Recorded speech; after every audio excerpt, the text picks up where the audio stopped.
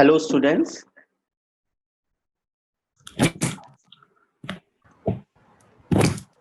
Good evening, sir. Good Good afternoon. Good afternoon. शुरू करें session आज का।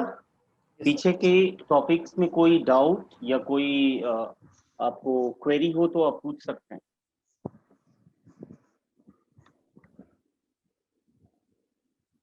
बोले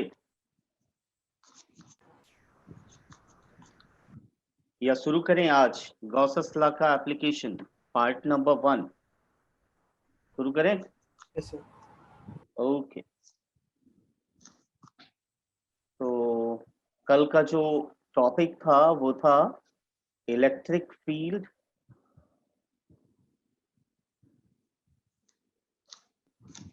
due to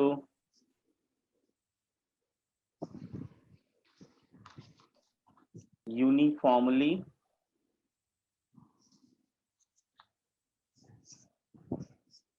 charged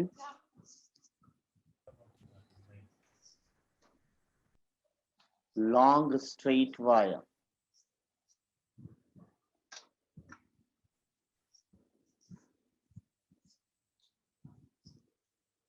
And at that day I have told you कि सबसे पहले आपको फिगर बनाना पड़ेगा, और वो फिगर मैंने बनाया था कि ये लॉन्ग स्ट्रेट वायर है, its length is not known to you.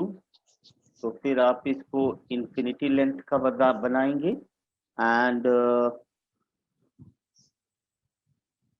You have to show the distribution of charge. और कल मैंने ये कहा था कि आप डिसाइड करिए कि ये चार्ज डिस्ट्रीब्यूशन कैसा होगा। आपने कल बोला भी था लीनियर चार्ज डेंसिटी। आप लोगों का जवाब सही था। क्या बनेगा? Linear charge density lambda. Like it when I finish it. अब इसके बाद आप इतने स्ट्रेट वायर, आपको याद होगा, मैं स्टेप्स एक बार और आपको याद दिला दूं। सबसे पहले आपको जाना है डिस्ट्रीब्यूशन पे, चार्ज डिस्ट्रीब्यूशन पे। दूसरे नंबर पे जाना है गॉसियन सरफेस पे। तीसरे नंबर पे जाना है पार्ट्स ऑफ गॉसियन सरफेस पे। और चौथे नंबर पे आपको उसके डीएस और ई दिखाने हैं। और पांचवें नंबर पे आपको गॉसस लॉ यूज करना है। तो मान लेते हैं कि हमें एक पॉइंट P दिया गया है और इस पॉइंट P पर इलेक्ट्रिक फील्ड कितना है ये हमें फाइंड आउट करना है। So what is our motto? What is our aim? We have to calculate the electric field at a point P which is situated at distance R from this straight wire. तो अब हमें Gaussian surface consider करना पड़ेगा। Gaussian surface के जो ये बता कैसा लगेगा?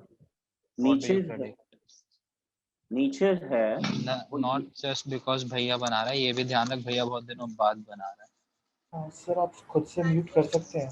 हाँ मैं कर रहा हूँ, एक minute.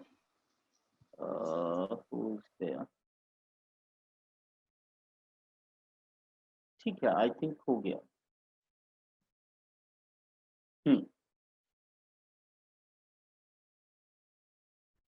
Okay, so see here, if we draw the Gaussian surface, the nature of the Gaussian surface is it will be enclosing and symmetric। तो सिमेट्रिक का मतलब, अगर मान लीजिए आपने एक सरफेस लिया और इस सरफेस को अगर आप इतनी दूर इधर रखते हैं तो इतनी ही दूर इधर मानिए और इतना ही दूर सब तरफ मानिए, और इसलिए ये जो गॉसियन सरफेस बनेगा वो सिलिंड्रिकल बनेगा।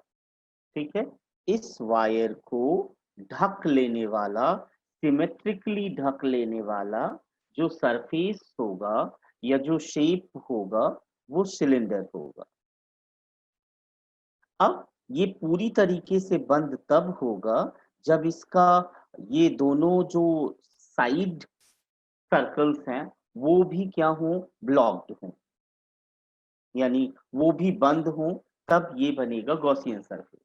अब मैंने आपको बोला कि चूंकि आपका बहुत लंबा वायर है तो आप इतने लंबे वायर को कंसीडर करने की बजाय इसके किसी टुकड़े को कंसीडर कर लेंगे जिसका लेंथ यल हो, ताकि आपको पता चल सके कि यहाँ पर कितना चार्ज है। तो अब काम की बात करते हैं। ये सारी जो चीजें हैं ये हमने बना ली। हमने कहा पहले नंबर पे हम क्या करेंगे, डिस्ट्रीब्यूशन डिसाइड करेंगे। वो हमने डिसाइड कर लिया।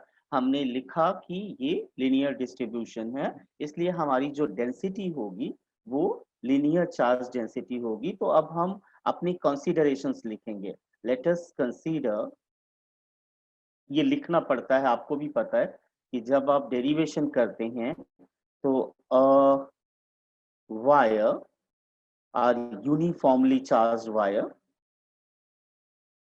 uniformly charged wire with linear charge density.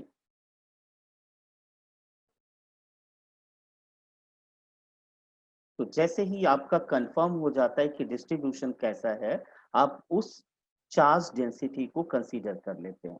With linear charge density lambda, we have to calculate, we have to find electric field at a point P situated at distance r from the wire.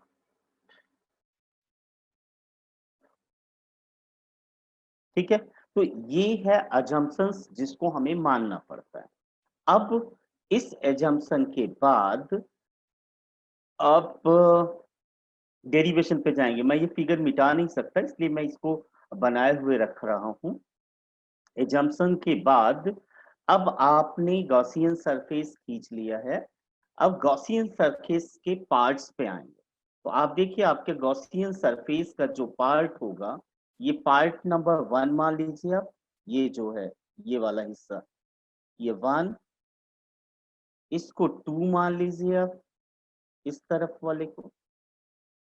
और ये वाला जो circular है, जो curved surface होगा, ये वाला पूरा, ये ये ये पूरा का पूरा जो सर्कल होगा, ये आपका सरफेस नंबर 3 होगा।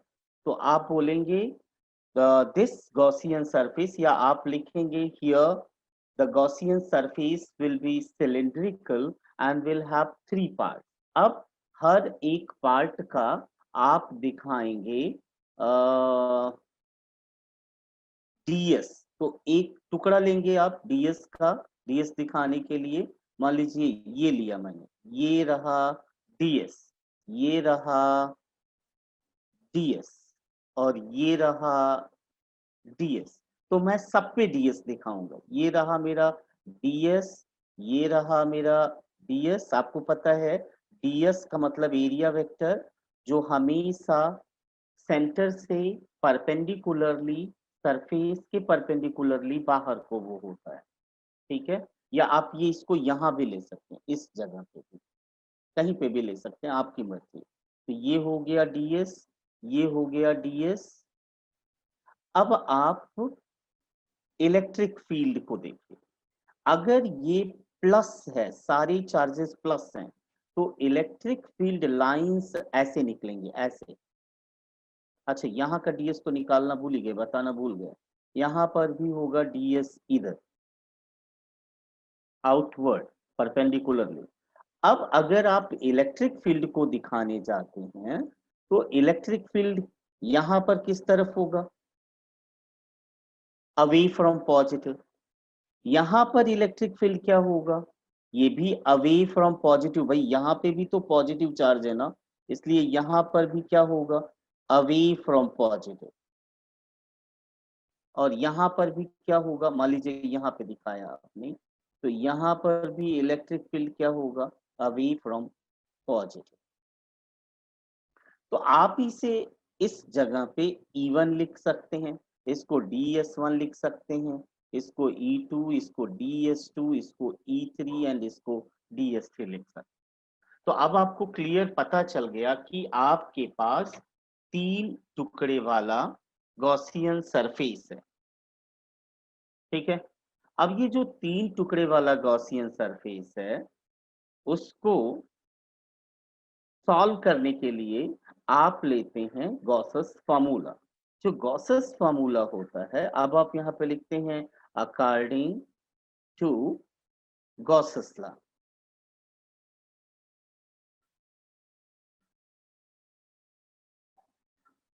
क्या होगा भाई according to Gauss's law? According to Gauss's law जब आप लिखते हैं तो आप लिखेंगे सबसे पहले phi E is equal to closed integration E dot ds is equal to Q enclosed divided by epsilon naught। अब देखिए आपका ये क्लोज इंटीग्रेशन 3 टुकड़ों में बट गया। एक तो हुआ पहले का इंटीग्रेशन E1 डॉट ds1, फिर हुआ दूसरे पे E2 डॉट ds2 प्लस तीसरे पे यानी E3 dot ds3 is equal to Q enclosed कितना होगा भाई, इस पे आते हैं और देखते हैं कि क्या होगा। अब जब आप क्यू एनक्लोज्ड लिखते हैं, आपने बोला कि इसकी लेंथ यल है, आपने कंसीडर किया कि इसकी लीनियर डेंसिटी लैम्डा है, तो यहाँ पे कितना चार्ज होगा, मान लेते हैं वो क्यू एनक्लोज्ड ही है, तो आप लिखेंगे Q enclosed divided by available length is equal to what? Lambda। तो Q enclosed is equal to कितना हो जाएगा, जो अंदर अंदर बंद चार्ज है वो हो जाएगा आपका लैम्डा इंटू यल। तो अब आप इसे यहाँ पे लिख सकते हैं lambda L upon epsilon not. अब आप 2-3 चीजें ध्यान से देखिए। ध्यान से देखने वाली चीज ये है कि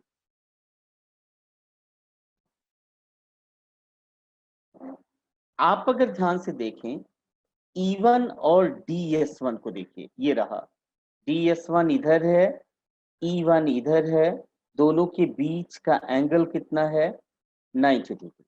आपको पता है 90 डिग्री का मतलब परपेंडिकुलर, और परपेंडिकुलर चीजों का डॉट प्रोडक्ट क्या होता है, 0 होता है। तो ये आपका 0 होगा। E2 को भी देखिए, E2 भी इस तरफ है और DS2 इस तरफ है, यहाँ पर भी परपेंडिकुलर है एक दूसरे के, इसलिए ये वैल्यू भी क्या होगी 0। लेकिन जब थर्ड पे जाएंगे आप तो आप देखिए जिधर को E3 है उधर को ही DS3 है, और इसलिए ये बन जाएगा, ये वाला हिस्सा बन जाएगा इंटीग्रेशन ऑन 3 E3 DS3 और cos 0 की वैल्यू 1 हो जाए इज इक्वल टू लैम्डा यल। तो अब आप इसे लिख सकते हैं, E3 तो हमने नाम दिया था, एक्चुअल में ये होगा E डॉट ds यानी EDS is equal to what, lambda L upon epsilon not. अब E को बाहर कर लो आप और ds को इंटीग्रेट करोगे तो असल में ds क्या है भाई, ध्यान से देखिए, ds कर्व्ड सरफेस जिसको आप CSA कहते हैं, CSA कर्व्ड सरफेस एरिया का एक टुकड़ा है। और अगर आप उसको इंटीग्रेट करते हैं इसका मतलब पूरे सिलेंडर का कर्व्ड सरफेस एरिया, और पूरे सिलेंडर का कर्व्ड सरफेस एरिया क्या होता है बताएंगे आप लोगों में से कोई? CSA, total CSA of cylinder कितना होगा?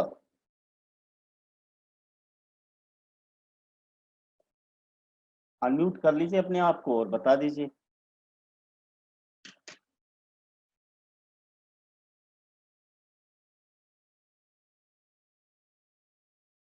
या चैट बॉक्स में लिख दीजिए।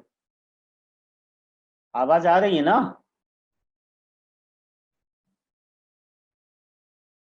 किसी ने ना बताया भाई? अनम्यूट करिए अपने आप को। हाँ आदित्य, आप अनम्यूटेड हैं, बताइए।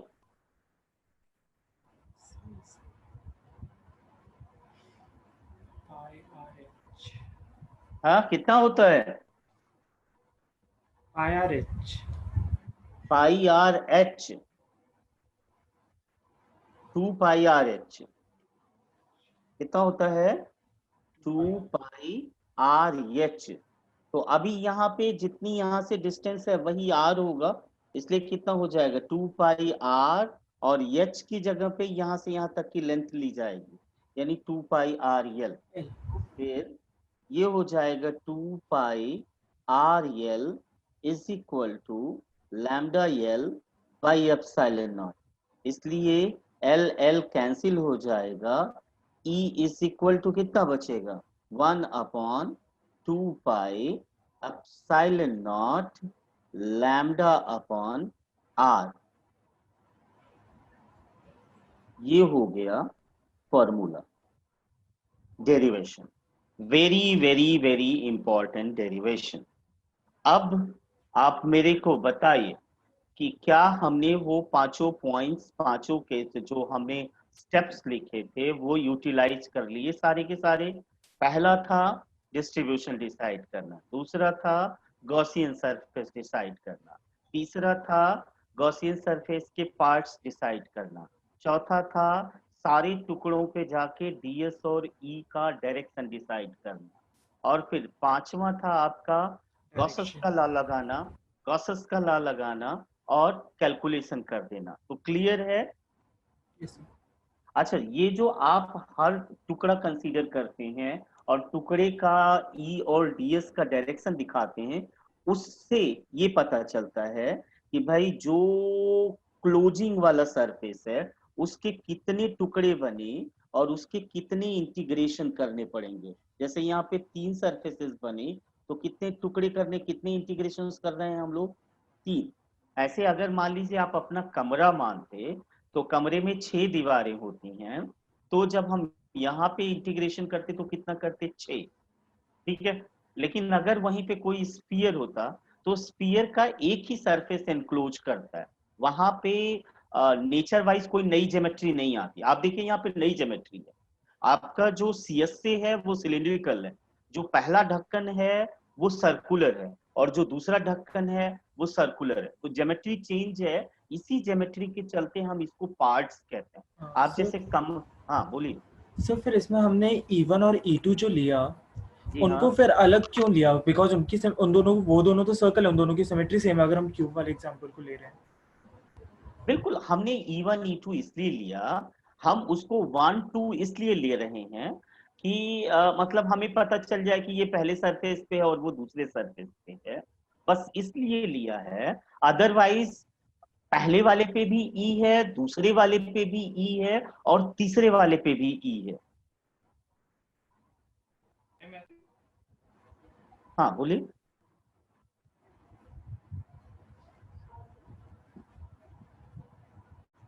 हम्म। ओके, मतलब सर इसमें अगर हम E1 या E3 तो लेंगे क्योंकि उसकी ज्योमेट्री चेंज हो गई। अगर हम E1 या E2 में से सिर्फ अगर एक लेते तो हम्म। चेंज हो जाता क्वेश्चन?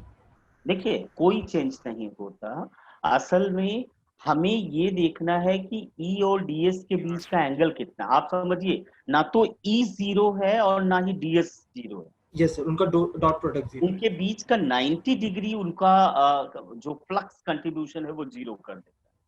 ठीक है।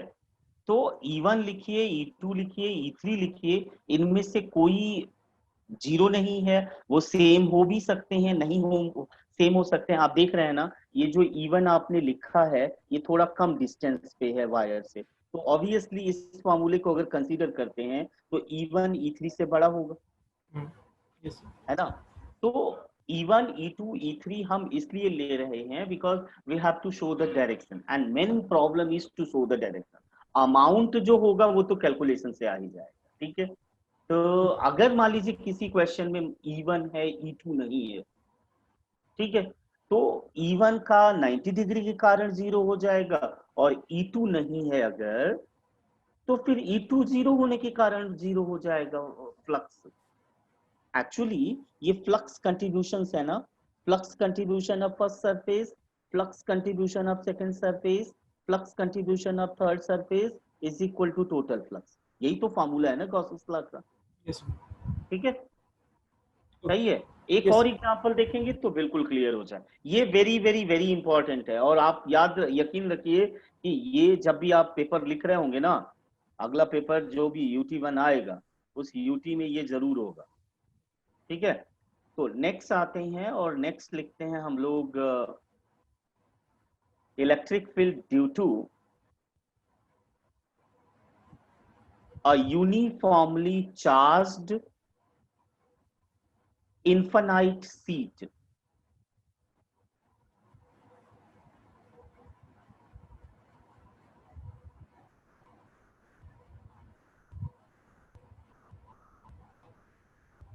Electric field due to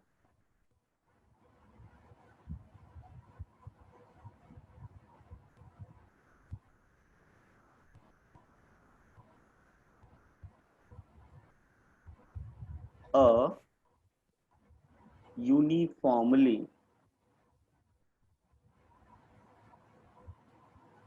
charged infinite seat.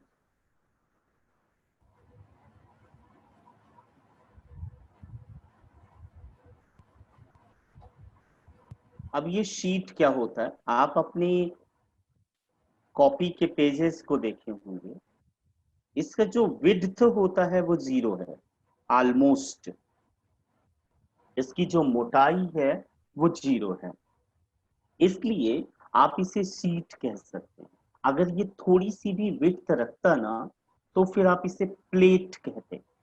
तो रिमेंबर इट, जो आपकी शीट होती है वो एक प्लेनर ऑब्जेक्ट है, वो एक लैमिना है, उसके पास कोई विड्थ नहीं है, ठीक है।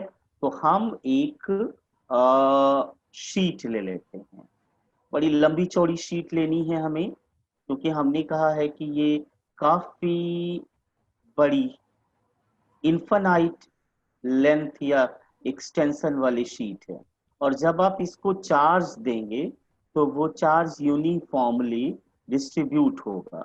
तो अब आपका नॉलेज टेस्ट, इस पे जो चार्ज का डिस्ट्रीब्यूशन होगा वो कैसा होगा, लिनियर या फिर सरफेस या फिर आपका volume, surface area. Surface sir.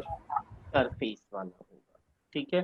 तो अभी हम सरफेस वाले पे जाते हैं, और आपको कंसीडर करना पड़ेगा, क्या कंसीडर करना पड़ेगा कि आपका जो सरफेस डेंसिटी है वो सिग्मा है।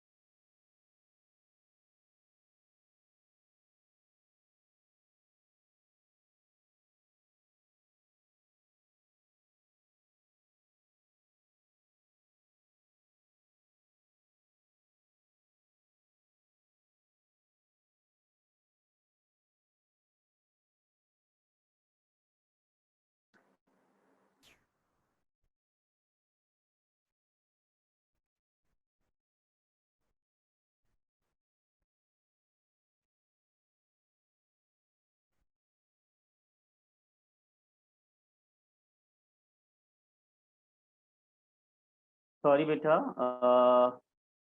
कनेक्शन इशू हो गया, मैंने ध्यान नहीं दिया। ठीक है,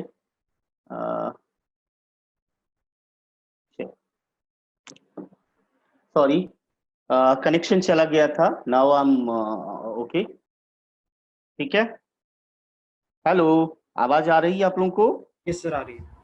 हाँ बेटा, वो गलती से चला गया था ओके सर। ना, टेक्निकल इश्यूज होते हैं। ठीक है, तो हम लोग नेक्स्ट पे जा रहे हैं और कंसीडर कर रहे हैं कि कैसे डिसाइड करेंगे हम।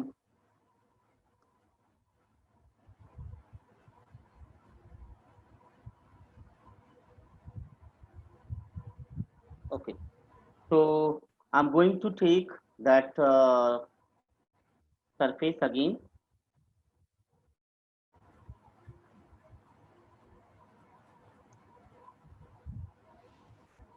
Now, you have told that this distribution is surface charge distribution, and that's why we have to take surface charge density.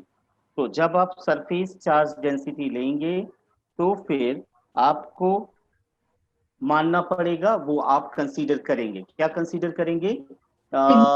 Let us we have infinitely charged sheet with linear charge, surface charge density sigma.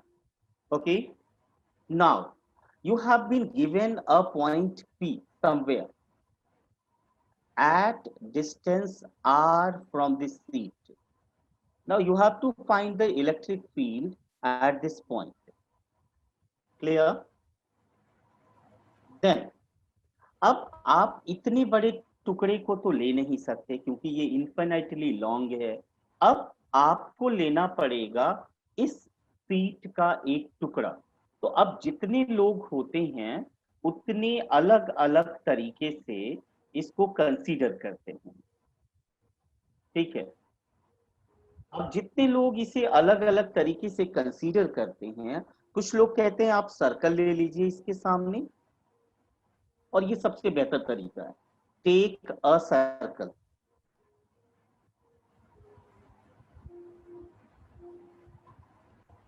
Okay, तो ये मैंने circle ले लिया।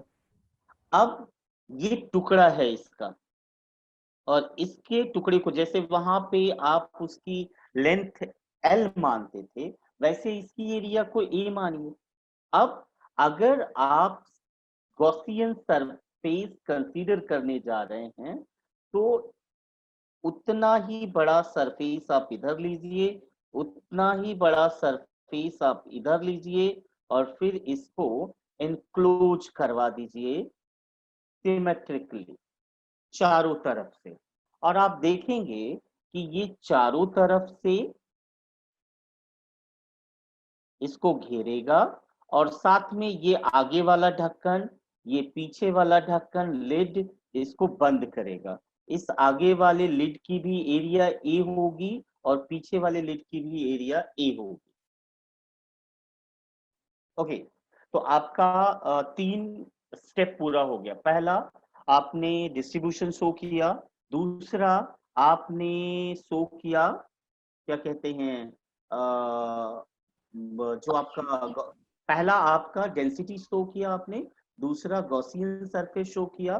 तीसरा parts decide करना है।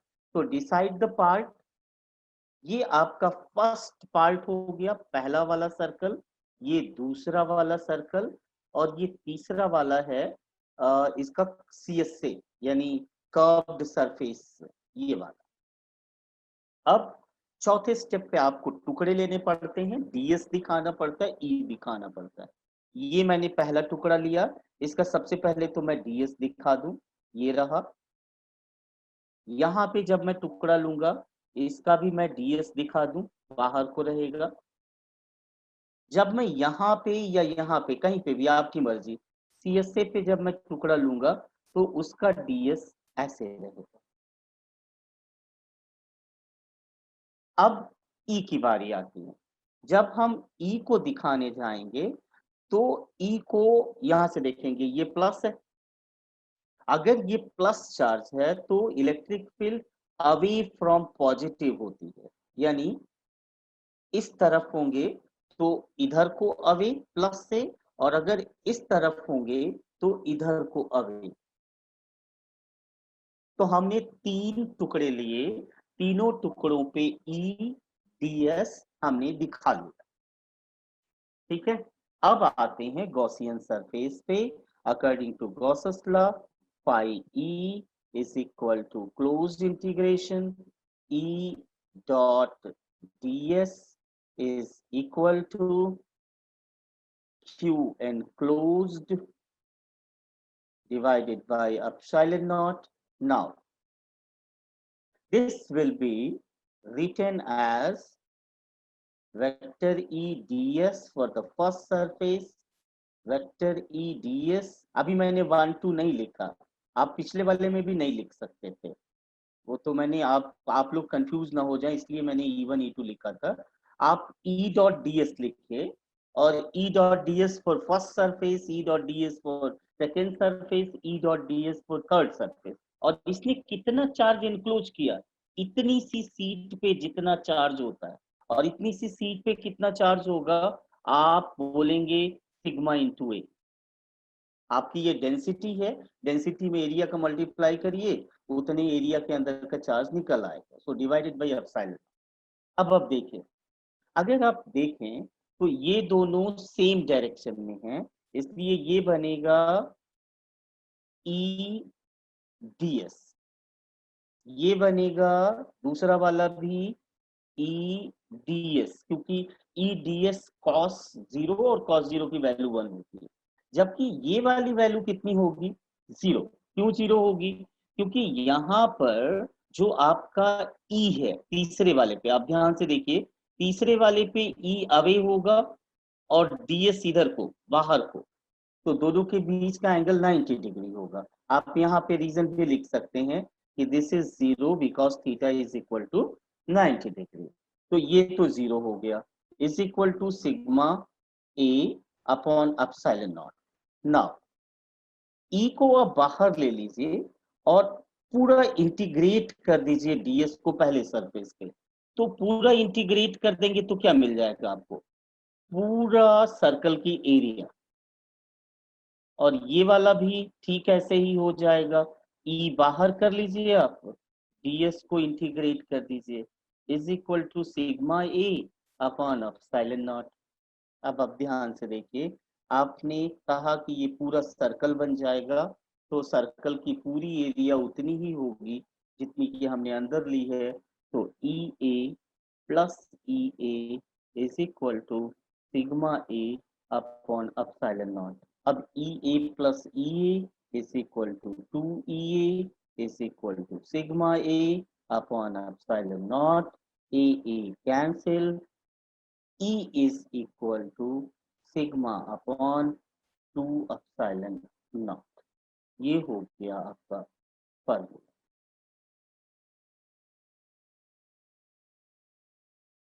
तो unmute करिए अपने आप को और सवाल पूछिए, आपके अगर कोई डाउट है तो आप क्लियर करिए।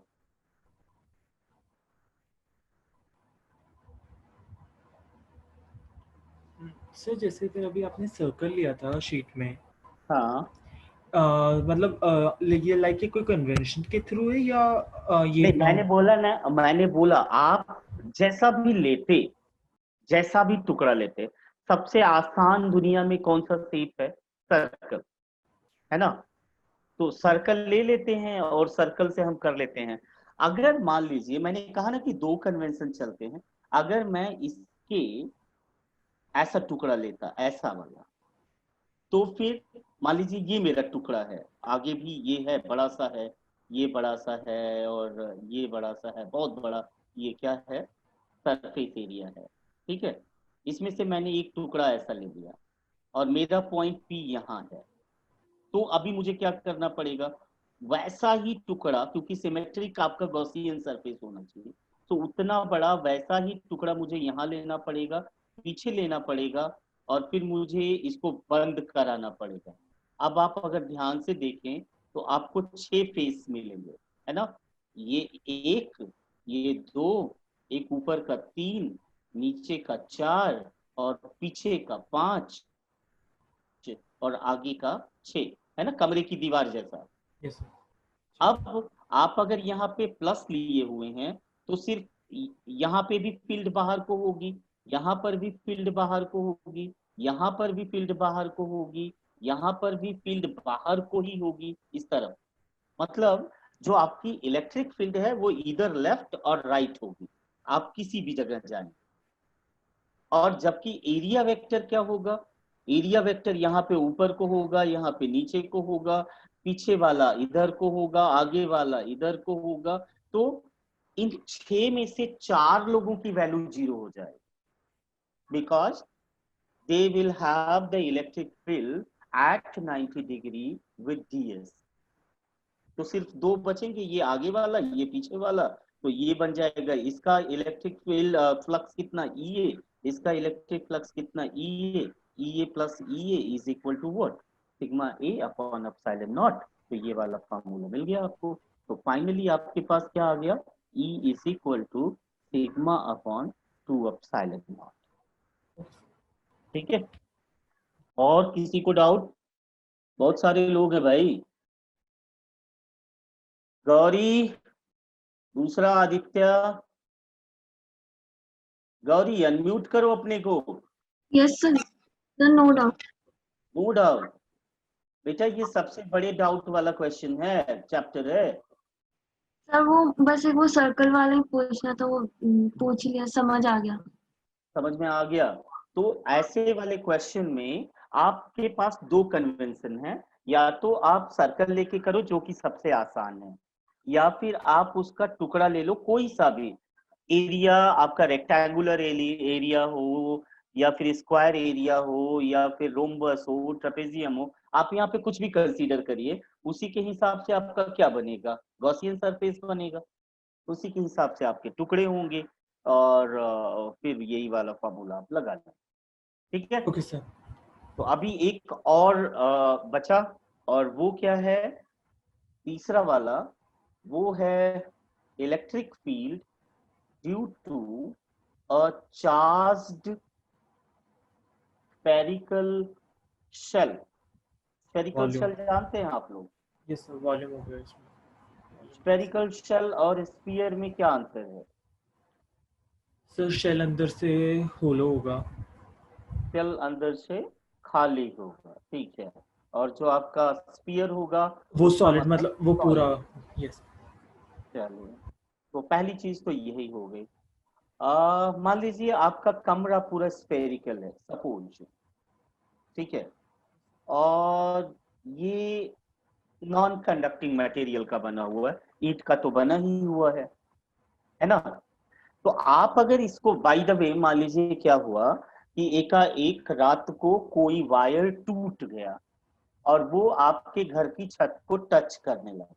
तो आपको पता है कि वायर से तो चार्ज फ्लो करता है, तो मान लीजिए कि प्लस चार्ज बहुत सारा निकला और वो आपके छत पे आके गिरने लगा, तो वो फैलेगा, डिस्ट्रीब्यूट होगा। वो डिस्ट्रीब्यूशन कैसा होगा? आपके पास 3 डिस्ट्रीब्यूशन है।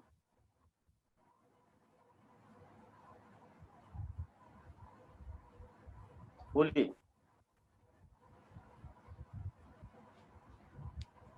सर प्लीज रिपीट करिएगा एक बार। आपका कमरा तो अंदर से खाली है ना, पूरी Yes, sir. तरीके से भरा नहीं है, खैर Yes. अंदर तो बहुत कुछ रखा होगा आपने, पर मान लीजिए कि वो बिल्कुल खाली कमरा है। Okay. और ऐसे में कोई आदमी आता है और आपके घर के छत पे बहुत सारा चार्ज स्प्रे कर देता है। अच्छा।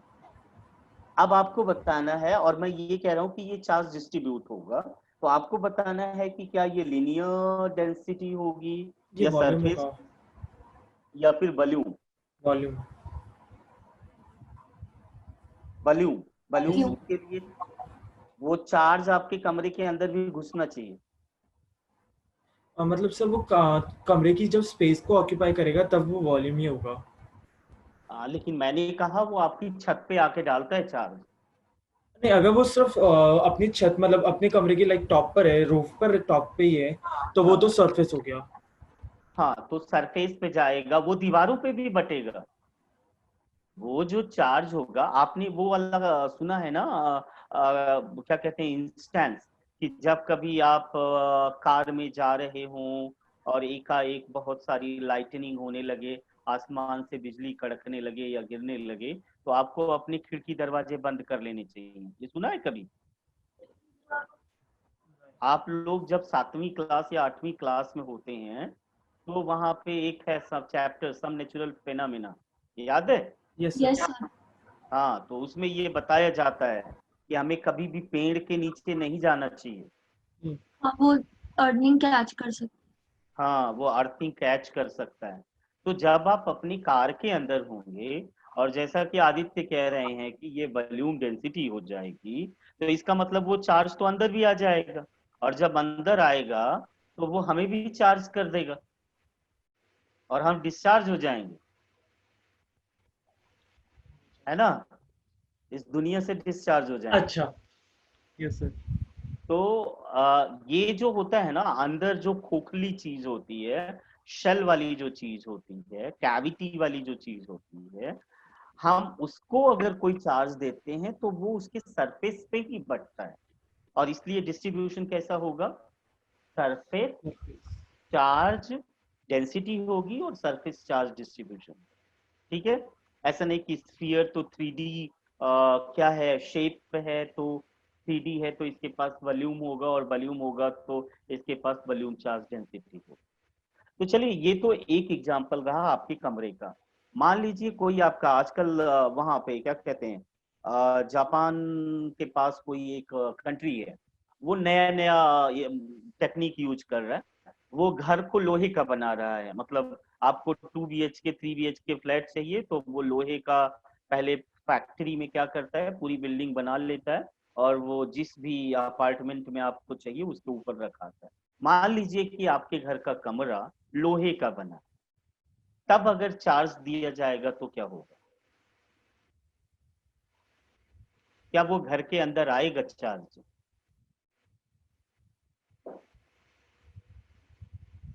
जल्दी करिए। सर वो सारी वॉल्स पे आ जाएगा, क्योंकि वॉल्स फ्लोर सारे लाइक उसके ऊपर। आपकी वॉल कंडक्टिंग वॉल है, हाँ।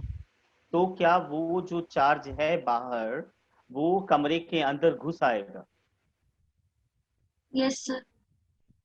और वो आपको इफेक्ट करेगा? यस सर, क्योंकि ह्यूमन बॉडी भी कंडक्टिंग होता है। बेटा, लेकिन मान लीजिए कि आप स्लीपर पहन के खड़े हैं, वो भी प्लास्टिक वाला, हाँ। तो क्या लगता है वो आपको असर करेगा? सब नहीं करेगा अगर हम रबर स्लीपर्स या कुछ तो इंसुलेटिंग। इसका मतलब तो यही हुआ कि वो चार्ज कमरे के अंदर नहीं आया, वो सब वॉल्स में रहेगा जिसके थ्रू वॉल्स पे रहेगा। क्योंकि अब दूसरा तीसरा एग्जांपल लेते हैं। आपका यही घर है, ठीक है, लेकिन अभी इसको आपने कॉटन से या ब्रिक्स से आपने भर दिया, अब क्या होगा? क्या ये चार्ज अंदर आएगा? अब आपका स्फीयर स्फेरिकल शेल नहीं है, अब ये सॉलिड शेल हो गया।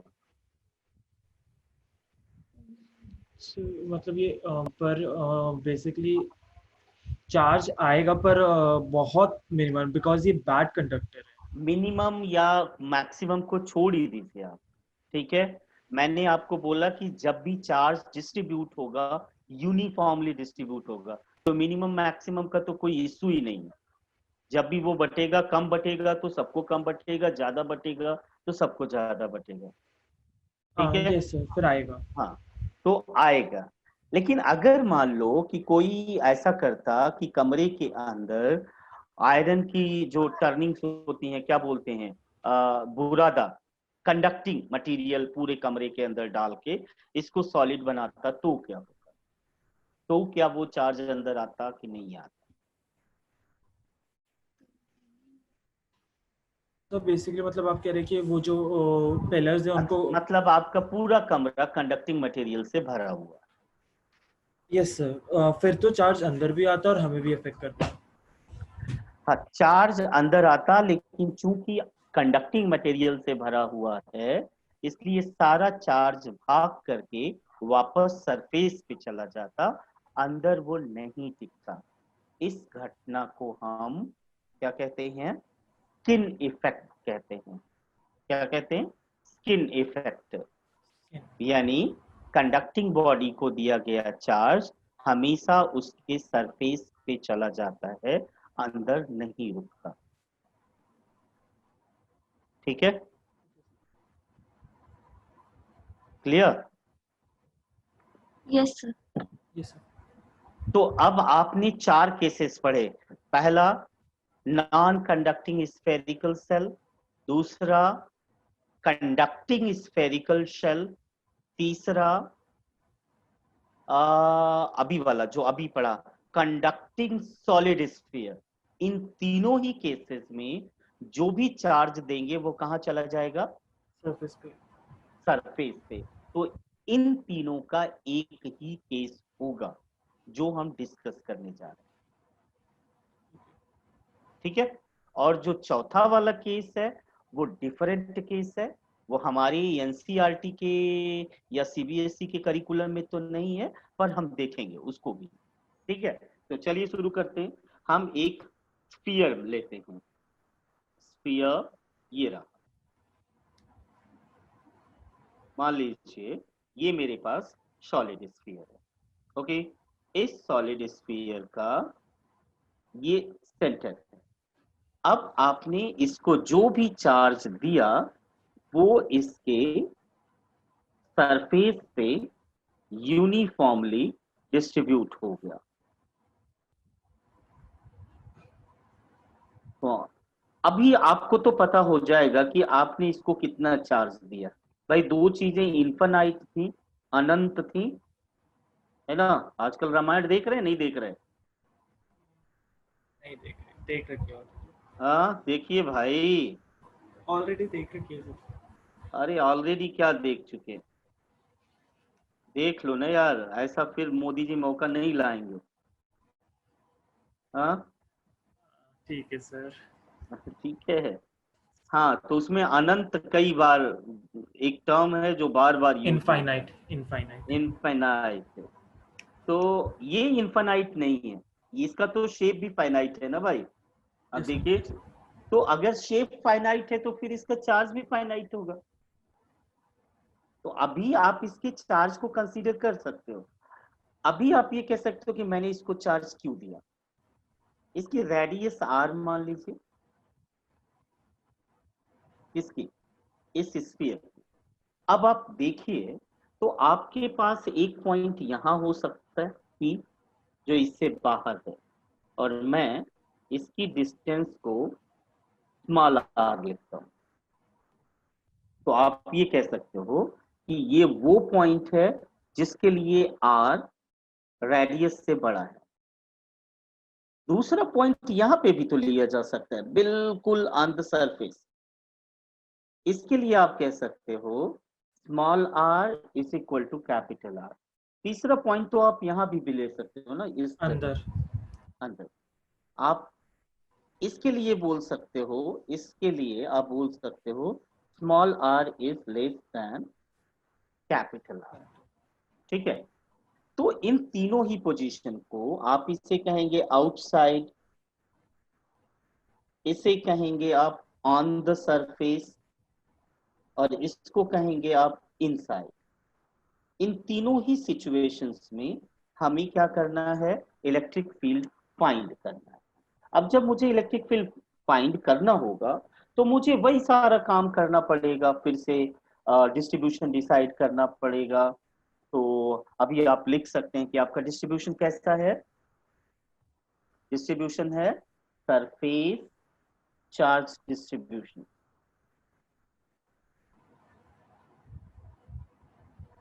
और सरफेस चार्ज डिस्ट्रीब्यूशन है तो फिर कौन सी डेंसिटी होगी? सिग्मा। सिग्मा। और सिग्मा इज इक्वल टू होगा total charge given upon total area. तो कितना होता है एरिया किसी स्फीयर का, अगर उसका रेडियस पता हो? 4/3 pi R cube. No, R square. मैंने यस वॉल्यूम बता दिया। वॉल्यूम बता दिया आपने। ओके, तो आप इसको इक्वेशन नंबर 1 लिख देंगे। अब दूसरा नंबर किसका होता है भाई? गॉसियन सरफेस फाइंड करने का। तो जब आप गॉसियन सरफेस फाइंड करने जाएंगे तो सबसे पहले आपको पॉइंट देखना पड़ेगा और फिर चार्ज डिस्ट्रीब्यूशन, यहाँ पे स्फेरिकल चार्ज डिस्ट्रीब्यूशन है सरफेस का, तो वैसा वाला आपको क्या लेना पड़ेगा? सरफेस। तो ये रहा, मैं बाहर वाले पॉइंट के लिए गॉसियन